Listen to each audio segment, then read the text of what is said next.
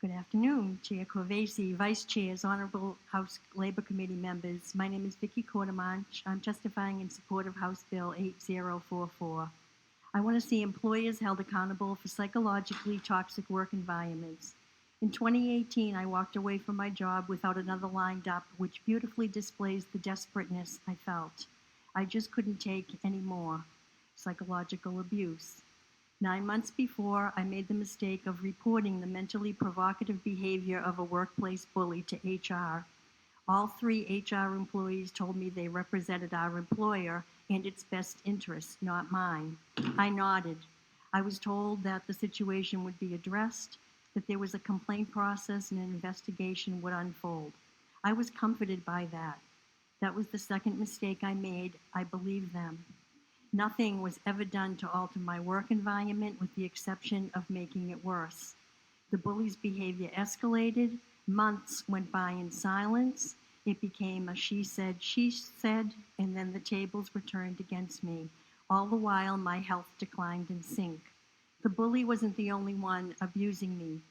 Fraud experts refer to it as a cloak of authority. The perpetrators were sitting in an administrative office building on a college campus cashing 6-figure paychecks. It never crossed my mind once that the protocol they put forth was fraudulent, nor did I ever suspect they would conspire against me. Perhaps if they were sitting behind bars, I would have been better able to discern. Employers are not liable for psychologically abusive behavior, nor do they want to be. Because I reported the abusive behavior, I was the one my employer perceived to be a threat of liability, not the bully. So they purged me from the payroll, cruelly and inhumanely. Snapping under stress, silent killer stress, is as predictable as the sun coming up. No fingerprints, no black and blues, no heart, no common decency, just human carnage. You see, employers can't be held liable for issues of which they have no knowledge, so they make it go away.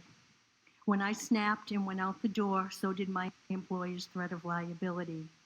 My humanity was ignored, and I was deprived my basic human rights to equality, respect, dignity, and fair process to scratch the surface. Researchers refer to bullying and the institutional complicity of disregarding complaints as processes of dehumanization and traumatization. I suffered significant health harm, most notably a brain injury. The cemented stance of see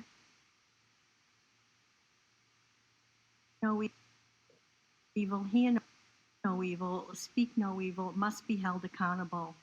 I will never forget the horror I felt when I realized the premeditation, or in the aftermath when I found out that my FMLA paperwork had been contrived to infer that I was mentally ill should I dare speak out, nor when I found out that I had no legal recourse for any of it. The perpetrators don't show you to the door. They make sure that you never come back to point an accusatory finger. I was deathly afraid of my abusers for years, and rightly so. They got away with it all, multiple crimes and violations of basic human rights under the radar of any form of viable accountability. Employers control the work environment. Laws control the employer. Please move H8044 forward.